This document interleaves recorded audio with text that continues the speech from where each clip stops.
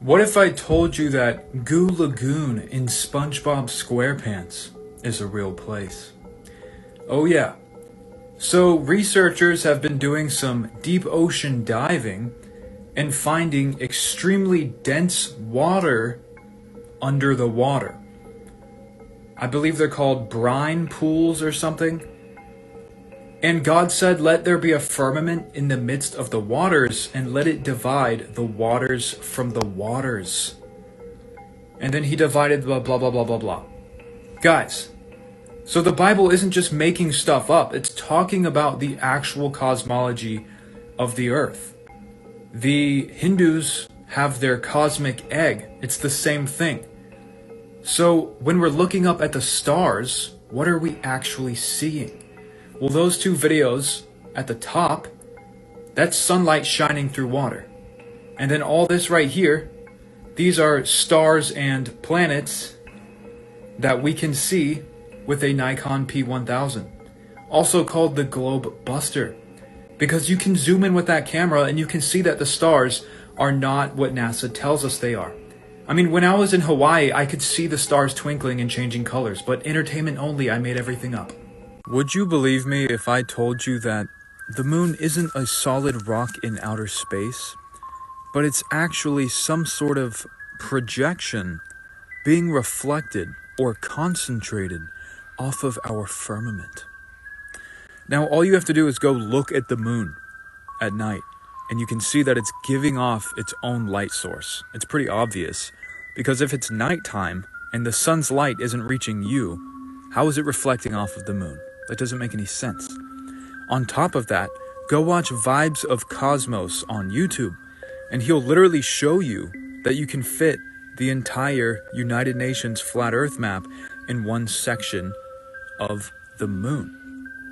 But that means that there's more lands beyond the ice wall. So what this right here is showing how the magnetic north shifts by 30 degrees every 2,160 years around the true geographical north. Go look it up. There's a geographical and there's a magnetic north. Well, think about all of the times that Earth was in an ice age or the Younger Dryas period. The peak of the ice age was like 20,000 years ago. Well, the sun and moon were somewhere around there. And then it was somewhere closer to where we are in the Younger Dryas, where it wasn't as cold. And in 25,920 years, I believe, the magnetic pole will be right where it is now. So every 2,160 years, it's shifting with the astrological age that we're in.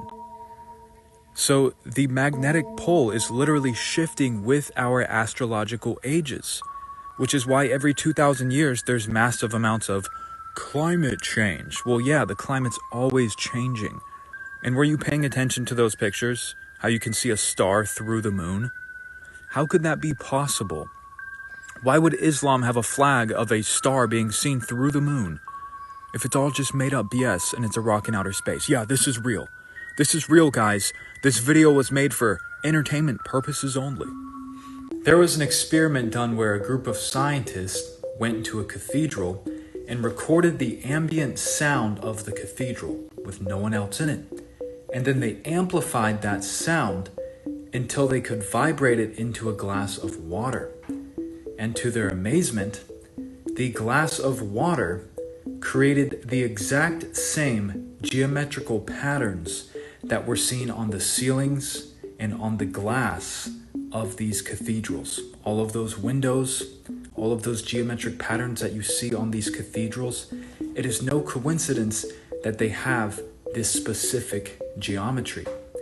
Now, I'm not here to just discredit every single civilization known to mankind, like the people are doing with Tartaria, but I can guarantee you that we do not know the full history about all of this architecture. It's too beautiful, it's too advanced, it follows God's coding, God's sacred geometry. We couldn't mimic this today. Perhaps we could if we all put in group effort, but look at the architecture around us. All of the brutalist architecture, all of the boring, shabby office buildings, it can't compare to this. So they knew a lot of things that we probably don't know. Were they harvesting and distributing energy? Maybe, because a lot of the electrical devices that we see and that we use in today's world to store and transmit electricity look exactly like a lot of the patterns and a lot of the foundations in this architecture. But of course, I made everything up, entertainment only. The Antikythera mechanism is a strange device that was discovered in the ocean off of the island of Antikythera in Greece. Well, guess what it is? It's an astrological computer. The first computer ever discovered. And the ship that it was found in, the shipwreck, was dated to around 60 BC. So this thing is well over 2,000 years old. Well, someone decided to recreate it. And guess what?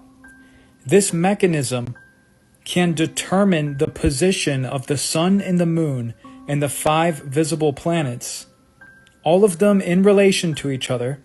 It can determine when they will retrograde. It can predict eclipses, and it even knows where each planet is in each celestial house. Now, here's the thing. I don't think that that computer was used for sea navigation, even though it was found on a ship, because you need a compass and you need a very great knowledge of celestial navigation. But here's the thing. Celestial navigation at sea would be absolutely impossible if the Earth was a globe. Because if we're zipping around the sun at 66,000 miles per hour, and then the solar system and all the stars in the galaxy are all moving in 5 different directions at hundreds of thousands and even millions of miles per hour, we would never see the same stars again. We would never have Polaris, the fixed star that the pirates and the seafaring people would use to navigate. But of course, the Earth is a globe, and I made everything up, and the Antikythera thing does not exist. You won't believe this.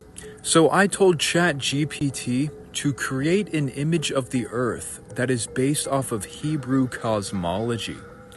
And look what it made. It didn't make a globe. It made a flat Earth. Now don't go anywhere. Let's actually dissect this and see if this can be applied to reality.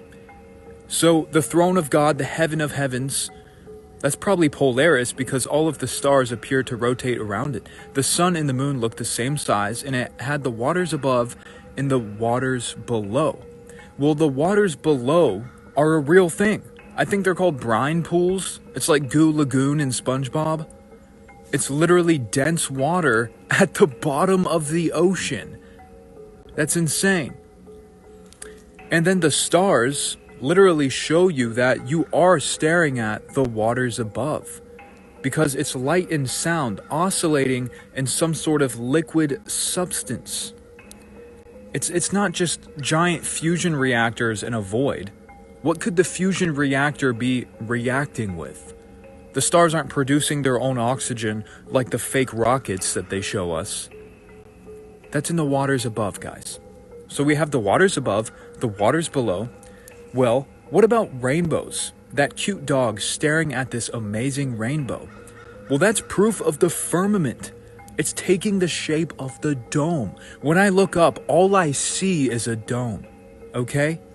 And now we have the sun and the moon, which are literally the same size in the sky. And the simplest explanation would be that they're actually the same size. But entertainment only, the Earth is a globe, I made everything up. So based on what you can see with your own eyes, from your own perspective, what does it look like when you go outside and you look at the sun? Does it look like the Earth is spinning and wobbling and moving in 5 different directions, while the sun is moving in 5 different directions, while the galaxy is moving in 5 different directions? Does it look like all that's happening, or does it look like the sun is literally moving? Like Luke Skywalker, which is actually a reference to the sun. Or you know how Jesus walks on water? Well, have you ever seen the sunlight walking across the ocean? at a beach. You see, all of the tall tales, all of the stories, all of the religious texts, they all make references to the sun and the moon and the stars.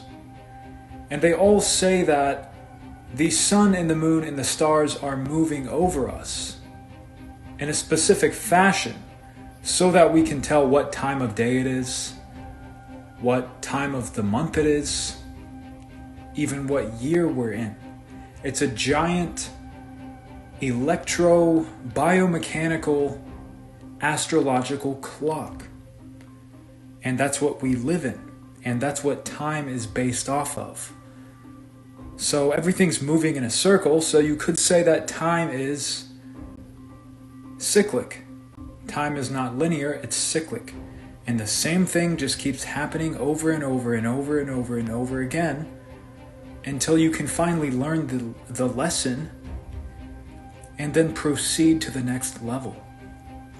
But yeah, all you have to do is actually observe what you see with your very own eyes, and you will be able to determine that the Earth is definitely not a globe spinning around in outer space. The only time you get that perspective is from CGI garbage. But this video was for entertainment purposes only. When we ventured across the Northwest, we ran into a lot of giant trees. But for some reason we cut all of them down. This is actually a real picture of men standing on a tree after they cut it down. That's huge. Like, there were pictures of them dancing around on the tree stump. You used to even be able to drive through a tree in the Sequoia forest in California. And if you go to the Fresno airport, you can walk through a giant fake tree because the Sequoia forest is not far from the Fresno airport. So isn't that crazy? And you can also go to the redwood forest, which have some of the tallest trees in the entire world. But if you haven't noticed, they're all a lot smaller in comparison to the giant trees that I showed you at the beginning of the video. So where did all of the giant trees go? Because the Mayans, the Aztecs, all of these ancient, even indigenous and isolated cultures have tales of giant people and giant trees. And the cosmology, the symbolic cosmology for ancient cultures always has a tree in the center. Well, in order for a tree's branches to grow out to the heavens, its roots must grow down to hell. So it makes a torus field. And the tale of the Garden of Eden, the tree in the center. Come on, guys. Electricity and magnetism, the masculine and the feminine coming together to create the yin and yang, the torus field. And what about Planet of the Apes, where all of the apes spiral around a tree and then break out of the firmament above it? See, this is all symbolism, guys. This is all symbolism. So yeah, there were some pretty giant trees, and they had a spiritual significance, but it's a symbolic thing.